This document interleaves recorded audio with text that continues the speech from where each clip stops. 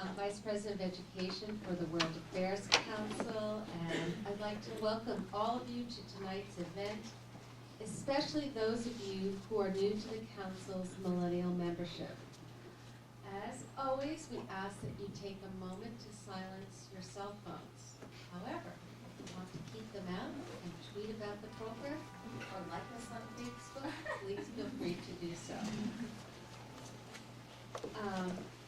As many of you may know, the Council's new Millennial Membership and Program Series has been named for one of our city's most entrepreneurial and enlightened civic leaders, A.J. Raju, who's not here at the moment, but I'm sure we'll be back in the room shortly. It is through A.J.'s sponsorship and generous support that A.J.'s here. Stand up, please. All right. Oh, thank you.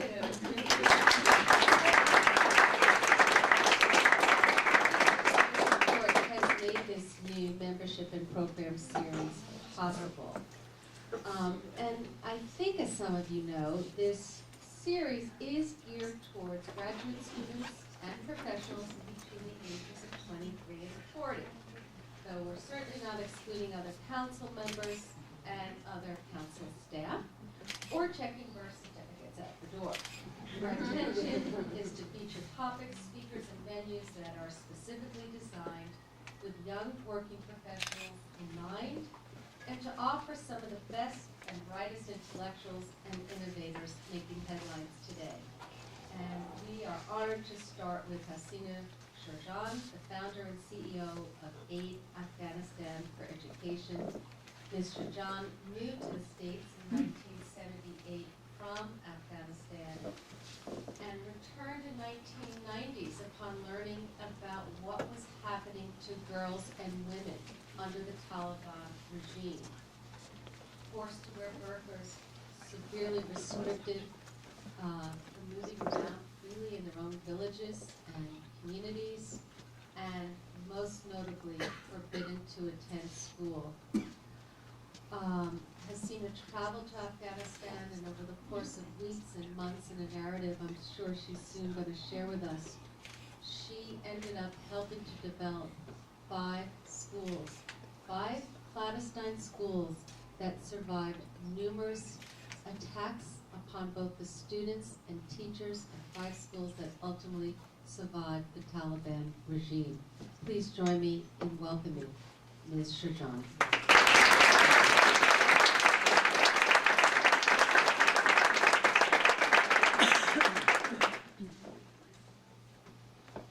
Good evening. Great pleasure being here and meeting everybody. The topic of the evening is education. I think the topic of my life is now education, because I can't think about anything else.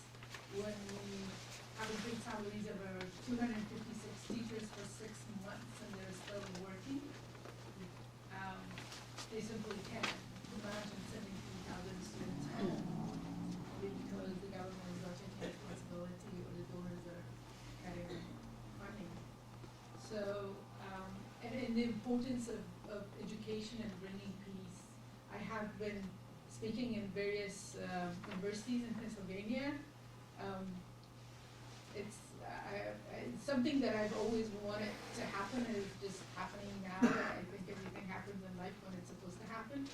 I spent a month at Trump College as a scholar in residence working on a book that I wrote a long time ago. It's a very slow process. And speaking at various universities, including Kutztown and Millersville, and I was speaking at Lehigh yesterday. So movement, in fact, with the university students for peace through education is happening. It was their idea. So it's very asking some very serious questions. So that's very hopeful, and I'm very happy about all of what's happening. I went back to Afghanistan. I moved in 2001. It was December of 2001 when I moved back to Afghanistan after 23 years of living in the U.S. Mainly because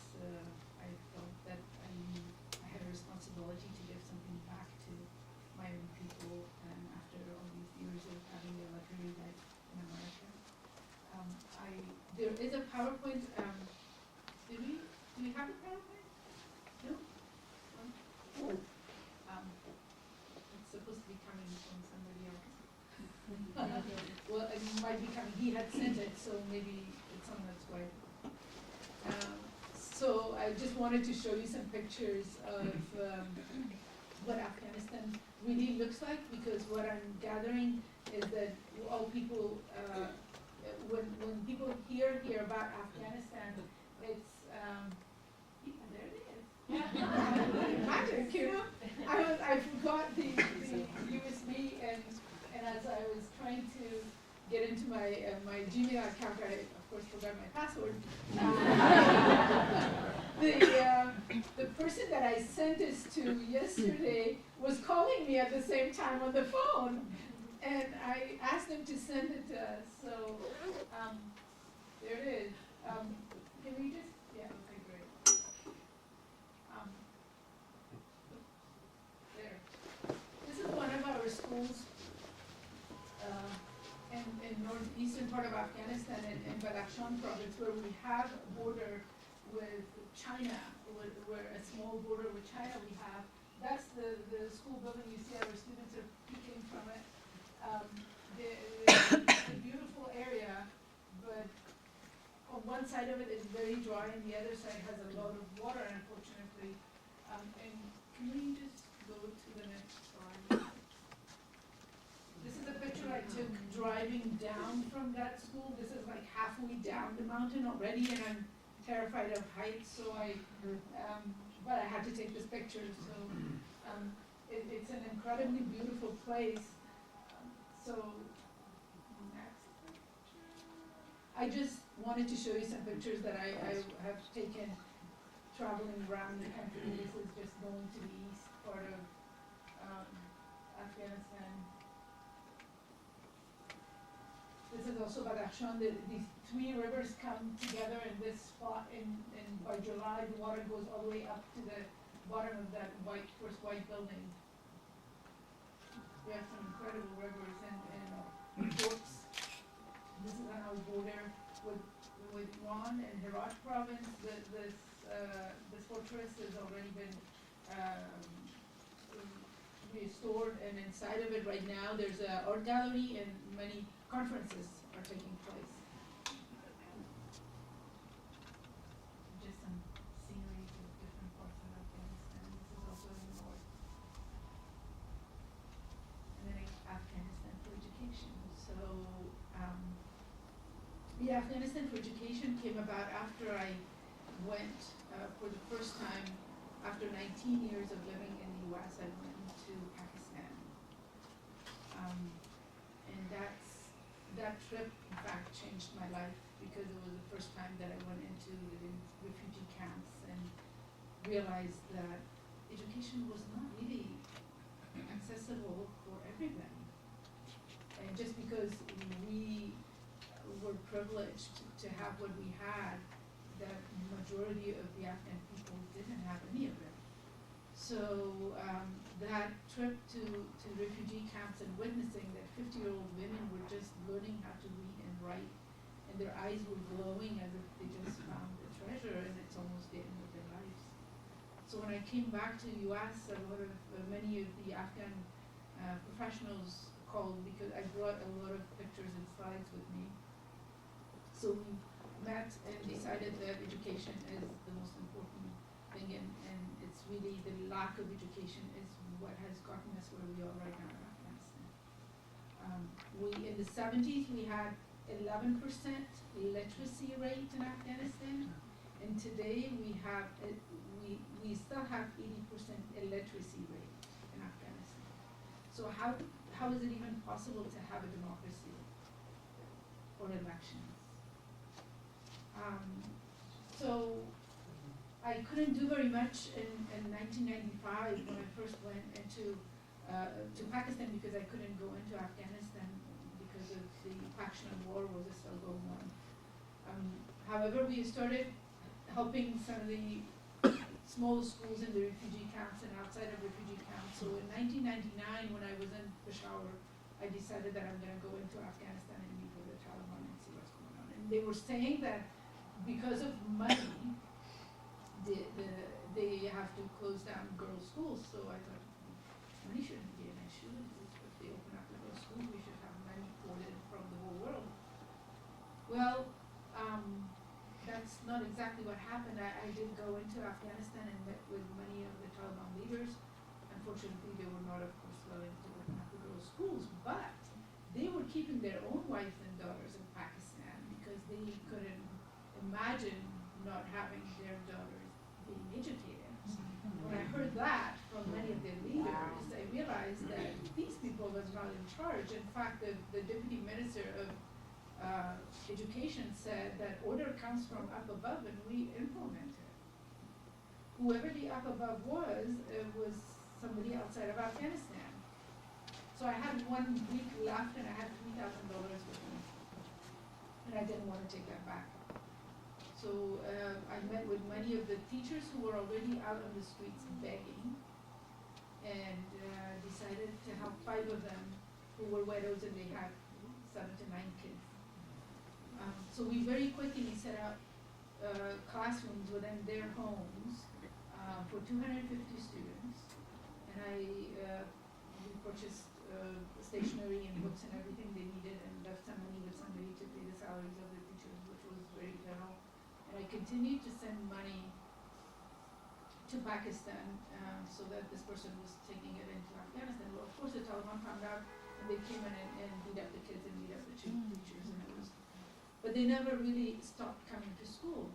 When I came back in 2001, they were showing me their hands and saying, you know, the Taliban came and they beat us up and we were going hiding in the chicken coop outside and all sorts of stories, and they came in 3 times. So, but when I asked them, why didn't you stop coming? They said, this is where we could learn, and this is where our friends were, and we were not going to give that up. So they found ways to come one by one and wrapping their books with the cover of the Quran, just to pretend they're going to a religious school.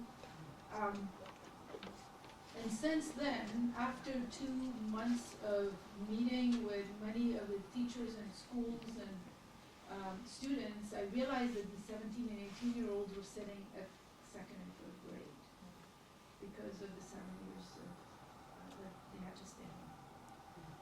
So it took a very long time, months in fact, to convince the government or to convince the donors that there is a special need. And it's not fair for these girls to sit for another 10 years to graduate. Eventually, it was not easy. Eventually, the ambassador, the Danish ambassador that I met at a reception, he said, "What are you doing?" I said, "I'm trying to convince somebody that there's a need and nobody's paying attention." So he said, "Oh, I will do it. So let's talk." So I went to his office and I explained what's going on. He gave me $127,000 check. So with that, for the first year, we renovated 3 buildings. In 2003, most of Kabul was destroyed. We renovated 3 buildings, we hired teachers, we arranged 3 schools for 1,100 students, and at the end of the year, I had $20,000 left. So you don't really need billions of dollars to really rebuild a country or the education system. Since then, the organization grew, and now we are in 9 provinces. Can we change slides, maybe?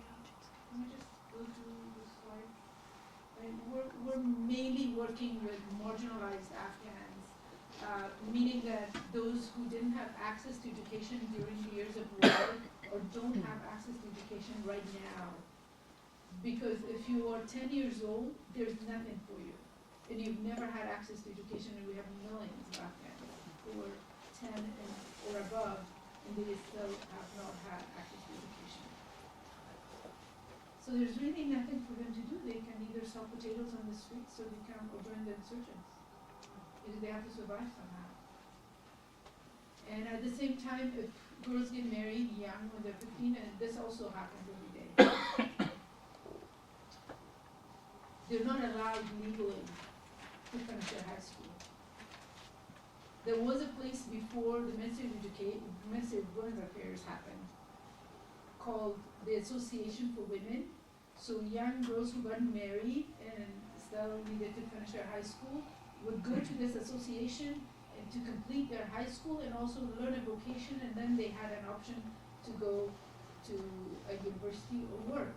Unfortunately, that place became a ministry.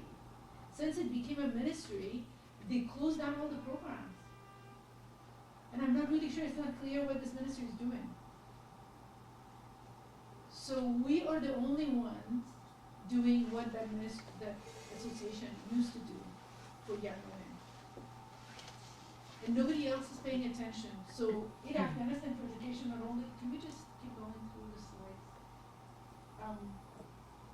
So we're basically educating in 99, we already know about that. We started in 2003, so we do have 3,000 female students.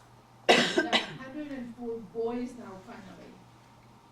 The intention was not to only have this for girls, because boys suffered just as much during the Taliban period, and we really needed to focus on boys, because at the end of the day, it's the boys who are becoming suicide bombers. The 15-year-old boys who have nothing to do, they join the Taliban and they're being brainwashed and they become suicide bombers.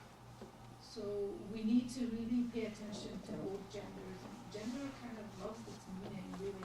And whether it's in America or in Afghanistan, we have a gender meeting or we have a gender program. It means women. So we really need to focus on both, and if we really want the life of women to be better, we need to make the life of the men better just as well. So we're working in 9 provinces. Since 2009, we have given since 2007, we've given 1,009 students graduated from our programs. And most of them are working or going to universities. Some of them got scholarships. Some are mothers and they chose to stay home. But it really, the impact of educating the mothers is huge. Because majority of, 80% of one of our schools in the north, and it's in one province, 80% of the students said that my husband encourages me to come to school. And one of them said that I have a son who goes to school on first grade, and he came home one night and asked me to do homework, and I couldn't do homework, and he cried all night. And I got up in the morning and told my husband that whether you like it or not, I found a school and I'm going there. And now my life has changed, and I study with my kids, and my kids study with me, and it's, husbands have more respect for the wives, and the children, they have more respect for the parents. They don't know that the fathers are not literate. So what happens is that my interpretation of the support from the husbands was that because they're not literate, but it's much more difficult for men who are 27-year-olds to come back to school or sit at 4 or 5 or 10th grade. But it's a lot easier for them to say to their kids that it's better if you go study with your mother rather than saying that I'm not literate. So it's really crucial to educate mothers, which will educate the future generations.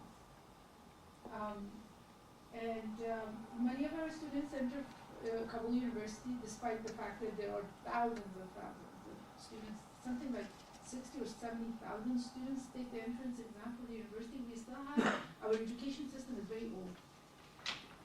And the reform of the education system has not happened yet, unfortunately. We're still in the rote system and everybody's memorizing everything and no learning taking place. Even though, we may have 9 million kids coming to school, but it's not about numbers, it's about what are they doing there.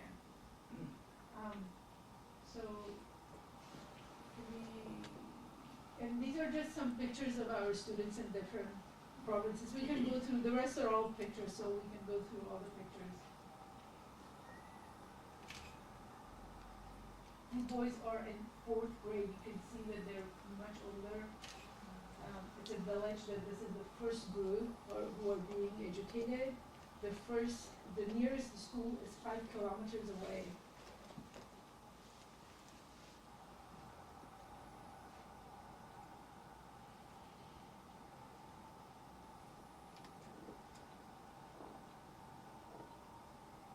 We give them a certificate when they graduate, and then they receive their high school diploma from the Ministry of Education. The Ministry of Education is the only NGO with an agreement with the government, so that when our students graduate, the government will provide them with their high school diploma.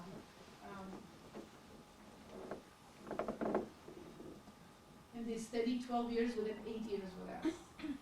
We don't have 4 months of holiday. I don't see that as necessary anymore. We used to have 3 months. I'm not sure why it's even 4 months now. They forget everything they learned, and there's no point in giving them 4 months of holiday every winter time. We warm up the schools. I mean, we've lost so many years of progress that I think we should be working, 24/7, and nobody should sleep. To catch up with the rest of the world, or even just to catch up with our neighbors.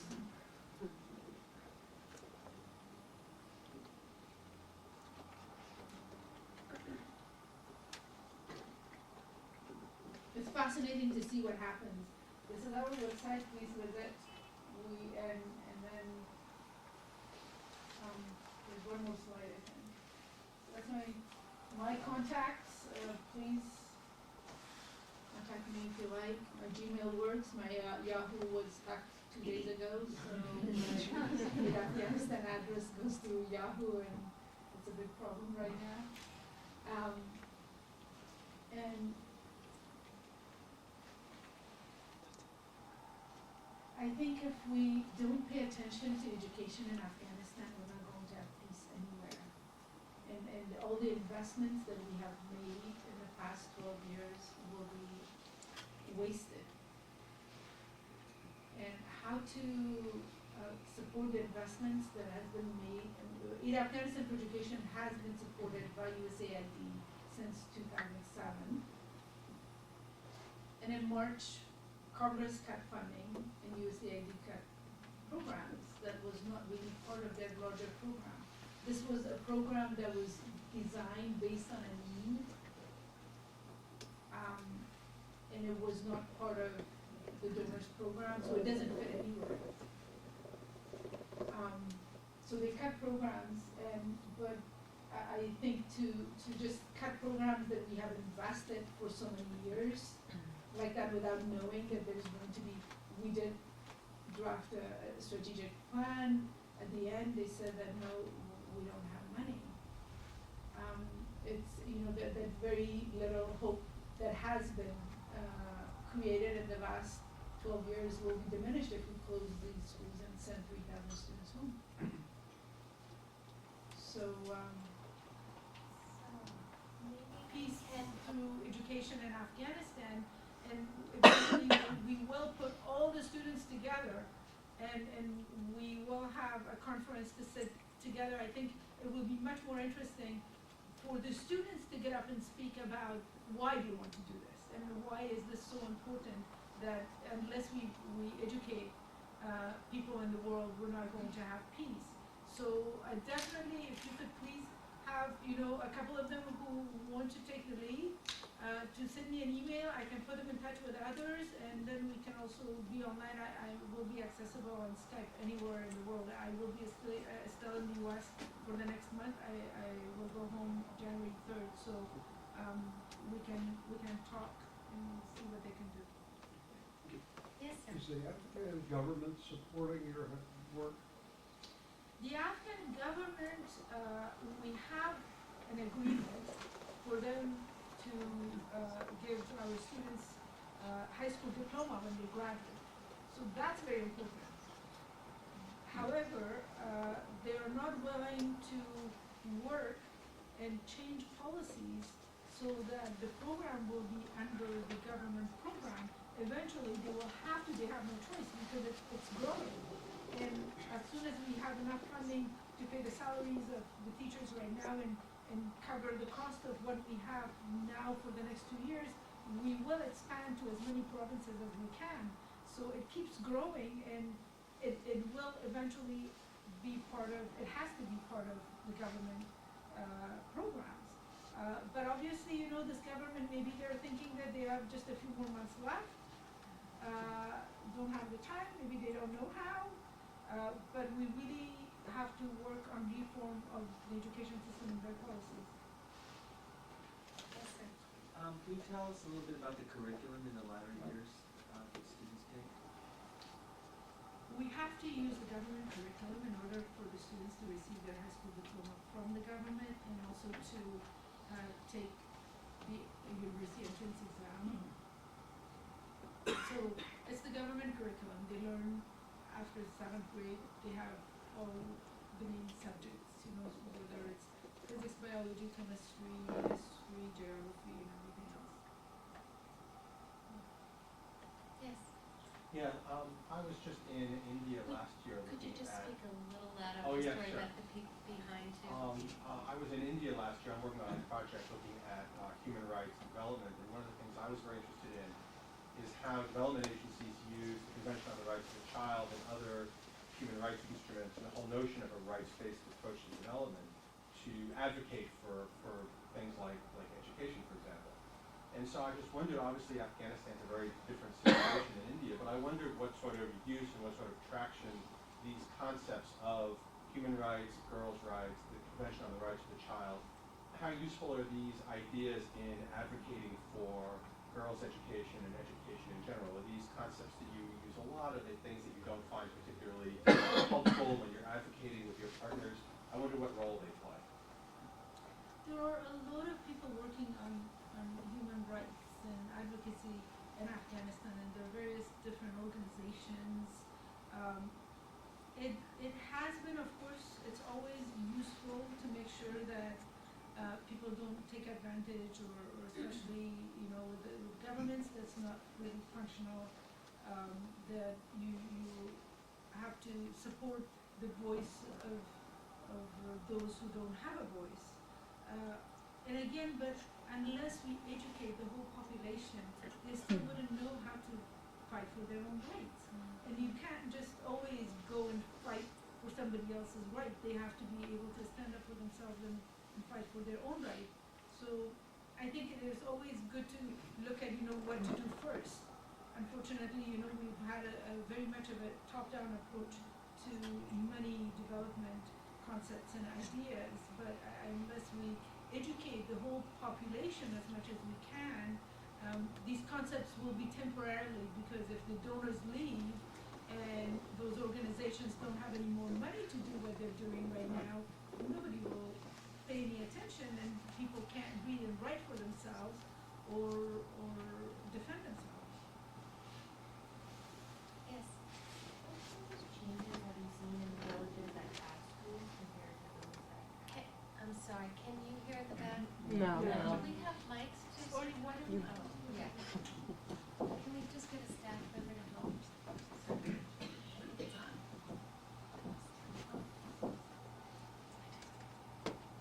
What kinds of changes have you seen in the villages that have schools compared to those that don't have schools? Well, I can also only talk about our own programs where they are. For example, you know, we had 44 students graduated from that village way up on top of the mountain, and one of our students is in her 30s now. I asked her, what do you want to do now? And she said, now that I have my high school degree, I can, we don't have a representative in the parliament, and I think I should be that. So, and I know that she's going to do it. So it's really, it's amazing what really happens once you provide them with education. You don't have to worry about anything. Great question. Yes. Namaste, I'm from India. We are very fond of Afghanistan, and we consider you as very close friends. My question is that, you know, education isolation, just going to school and coming back, you know, has just as much reach, but if you combine it with things like culture and art, movies, sports like cricket, football, and all of that, that gives a child much more bigger learning and a scope. So around the school, what are you doing to sort of promote a whole like a 360-degree education or an experience rather than going from point to point? Thank you. It's unfortunate that we have to use the government curriculum.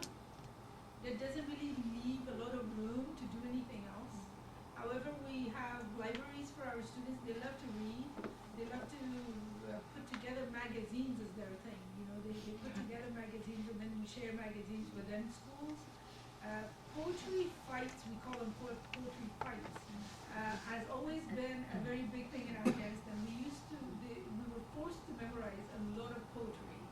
And if you really sit down with Afghans and have a conversation for 2 hours, an hour of that is always poetry because there is a poem about everything. And I remember my father, we conversing through Rumi all night with his friends every full moon and every month, all night until like 3 or 4 o'clock in the morning. They were not really. They were basically, because Rumi has a poem about everything, so they never talked. They were, one of them would recite something and the other one, and it was a big puzzle for me, of course, at that time, and I had no idea what these people were doing. They do that. They do memorize a lot of poetry still, and they go to participate in these contests on national TV. And they have won many times. We also have field trips for them. So they do go to museums and whenever there is an art show in Kabul, there has been a lot of art shows, in fact, now, paintings and photography and all sorts of art shows. And we always make sure that they have a chance, or some of the classrooms, if we can't take thousands of students, of course, but some of the 10, 11, 12 grades are ready to go. Thank you. Wish you all the best. Yes, sir. Here's a microphone for you, sir. Well, since you've lived in Afghanistan for quite a while, and I think Afghanistan has been on my mind since 1978, and I think it's been on everybody's mind since Rudyard Kipling's Kim. So it's a very compelling story and very compelling pictures. And I was wondering if you could maybe sketch for us 2 or 3 ways in which the country has changed, if not transformed, 2001.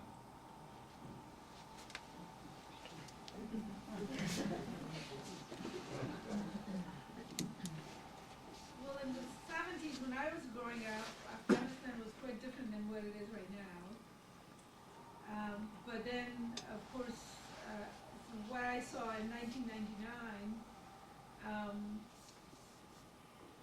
was very tragic for me, of course, because, growing up in a beautiful city, Kabul was one of the most beautiful cities throughout history, and kings always wanted to come and spend their holidays in Kabul. And in fact, Kabul University was one of the best universities in the region. It was a nice, clean city, very quiet, very few cars. And then in 1999, what I saw was most all shops and everything was boarded up. The feeling was more like, what is the movie, The Day After? And after the atomic bomb. It was that kind of a feeling, as if people were sitting around as if their souls were taken out of their body. There was a tremendous amount of fear in people, and you couldn't talk, you couldn't laugh. Laughing was not allowed. You couldn't listen to music, and you grew up with music. And when I grew up, you could hear music from every corner of the city. And that is back, of course. You're walking down the street, there's music all over the place. Every kebab stand has its music going on, and there are these carts that are selling music, and their radios are blasting, and there's music on the streets. And Afghans love music and they love sports.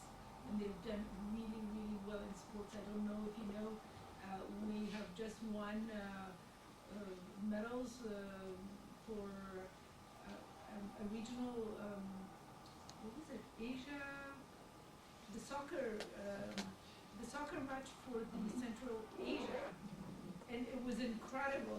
The people were sitting on top of the cars, hanging out from the windows of the cars, going through the city all night long until 4 o'clock in the morning, and dancing. And sometimes they would just get out of the cars and they would start dancing all the way down the streets. And then I took a picture of this man standing up on his motorbike, going down this hill with the flag. There was just flags all over the place. It was incredible. It was just a sign of a need for nationalism, and the sports have done it for them. And we have just won. You know, Afghans are really, they're extremely talented in certain things that they can do very well, and sports is one of them. Somebody came and opened up an NGO teaching Afghans how to do skateboarding. You wouldn't believe it. You know, I see Afghans and they're fearless. So in the traffic, I see like and they learn how to do skateboard, rollerblades, and rollerblading through the city. It's incredible. So none of this really existed, of course, during the Taliban, but even before that. So, you know, I have to say that there's been a really tremendous amount of change since 1999 when I first went back to Afghanistan, and there are a lot of course, the roads are finally they're fixing Kabul streets also, hoping that by the time I get back it's all fixed. But roads are fixed, you know, there are zillions of buildings popping up left and right, and people are working, and younger generations are very hopeful, and they're really working very hard to educate themselves, and that's very important. We have a lot of private universities now, private schools in Kabul. Media is incredible. Another thing that happened, we have hundreds of newspapers and magazines and radio stations and TV stations. I just heard yesterday that Afghanistan media is now the second one in the region as far as having a free media. So there's been a lot of changes. I have to say, you know, it's not, but we still have a lot of work to do. I mean, it's unrealistic to think that we're rebuilding a country within 12 years that has gone through 40 years of war. So we still have a lot of work and a lot of foundation work, you know, like education. Because really, I mean, it's nice to have roads and buildings, but who's going to use it if we don't educate the people? Yes, do we have a student? Any students, any questions from the student? Yes. This is perhaps more of a political question, but how could the Taliban be so against education when there's such a strict Islamic force in that country, and one of the big things is to be able to pick up the Quran and read it? That's just one thing that I don't understand. Did everybody hear that? Yeah. That's a very good question, you know, and even when the Taliban were ruling Afghanistan, I was wondering why these Islamic world were so silent. Because everything they did was against Islam. It's their own interpretation of Islam. This is not real Islam. So, which makes us really think twice about reconciliation or having the Taliban joining governments in Afghanistan. Who are these people? What do they mean? Yes, sir. What do you think will happen when the American troops leave? I think the Yeah, that's been the topic of the news. topic of this program. Is the topic of this program, and is the topic of news in Afghanistan right now. In fact, they have a whole week of holiday because there was a suicide bombing a few days ago, and they've given everybody every 6 days off, which makes me worry because I have also a small company producing home decor products, and they have orders to fill, and they have now 6 days of holiday because they're worried about security. Bringing a Georgia together, which is also illegal when we have a parliament, and there's no need for an additional council of elders to come together to ratify whether we should sign an agreement with U.S. or not. I think this agreement will be signed no matter what. There will have to be some compromises from both sides. It's not to our advantage or to U.S. advantage to not sign this agreement. So,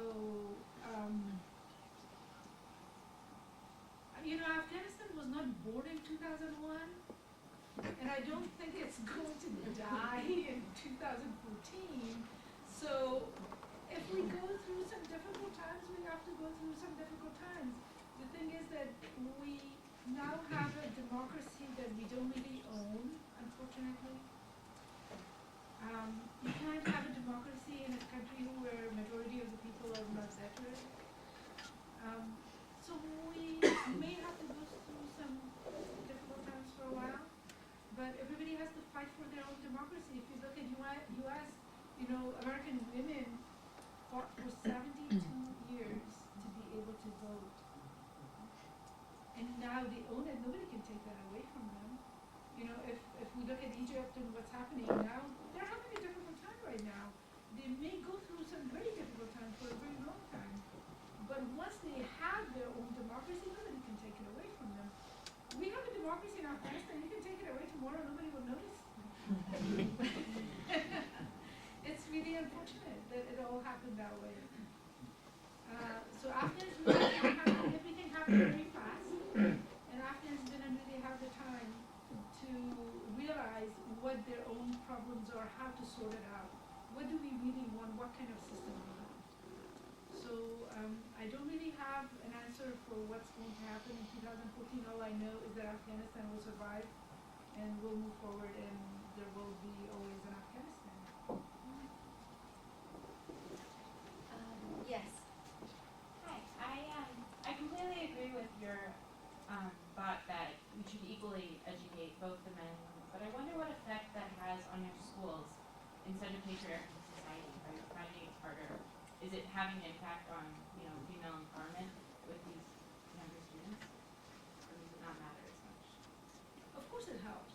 Yeah, definitely, And our students are older, our students are anywhere between 15 to 27 years old.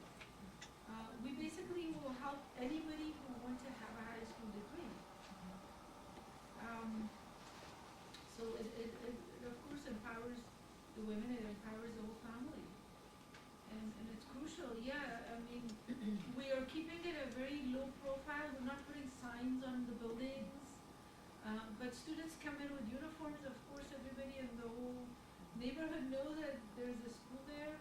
We're trying to avoid problems, but one of our schools in Wardak province, which is not very far from Kabul, it's about an hour and a half, and it's south, but that school was attacked in 2006, unfortunately, and the people from the village asked us not to reopen it, and it's not a very safe area.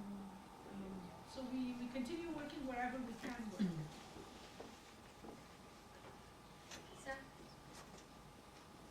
Oh, I was actually, we're talking about the changes in Kabul. How far beyond Kabul do these changes occur?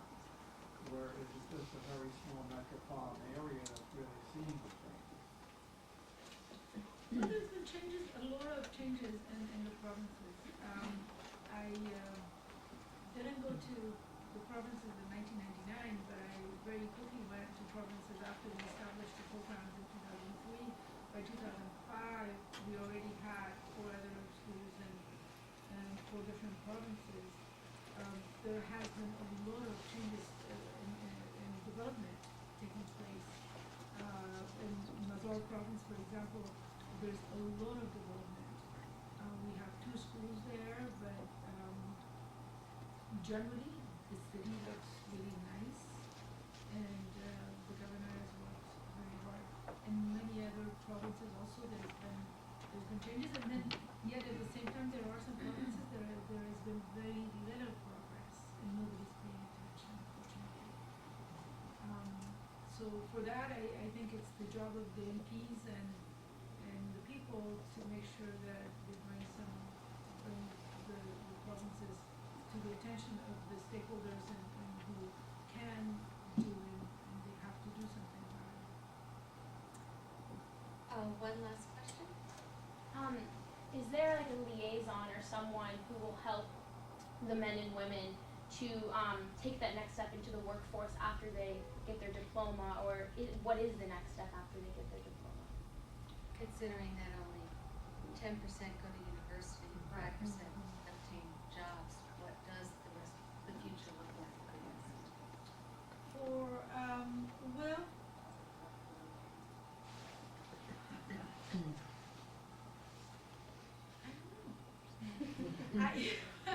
it's up to them, you know. It's too. We are keeping track of some of our students. We have a database of our students, and those who are at universities, we are following up with them and to see where they go and how far they go. Some women just decide that they're just happy with their high school diploma, and they don't want to pursue anything further. We did a training for our 12th graders once, a vocational training for teaching them how to do basic office management and basic accounting and how to write letters to the government and things like that. 168 of them, and they all got jobs. So obviously, you know, if we have enough resources and continue doing something for the 12th graders, well, this was done, of course, in Kabul, where we placed them in different NGOs and banks and businesses for 3 months of internship, and they were hired in every place that we placed them. And in fact, one of them is working as an accountant in our own office now. And in the provinces, we've done a little bit of a research. Normally, the students request a training for something that they want to do, that they think that will bring them some money, and they can either produce something or establish their own. For example, these students that graduated in Balakshan, I asked a few of them what they're doing, and one of them said, I'm going to open up my own tailoring shop, and I'm going to have my classmates help me. And now that we can read and write, we can do this together, because I know how to tailor very well, and I can teach these. And I said, what do you need? He said, bring me some catalogs. So I'm planning on taking some catalogs with me. So, you know, they come up with, Afghans are natural entrepreneurs, I have to say. You know, Afghanistan has always been a trade route, and we can trade and make millions of dollars a day. I think if we focus on educating the people, they'll find their own ways. Thank you. Thank you very much.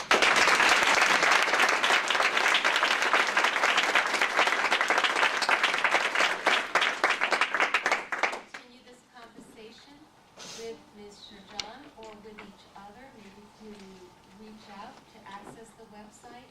I know the World Affairs Council Education team will probably think about ways to also enlist our students and sign up for some kind of support and counsel exchange with your students. So Well, that would be great. we would love to have that happen And it's here. really, I mean, the cost of a student is $1 per day. You can't really afford to pay $1 a day Yeah, to support, good information. have a pen pal, you know. That's great. Sorry. So, thank you again. For those of you who are joining us for dinner at Kabul Restaurant, it's at 106 Chestnut Street. We'll see you over there. Mr. John is joining us. And our council members are joining as well. Just ask you to be there by 7:30. And if you're a millennial member or would like to become one, please consider joining us. Millennial Program, From Dorm Room to Boardroom, The New World of Venture Capital, featuring Chris Fralick, a partner at First Round Capital. Thank you, everyone.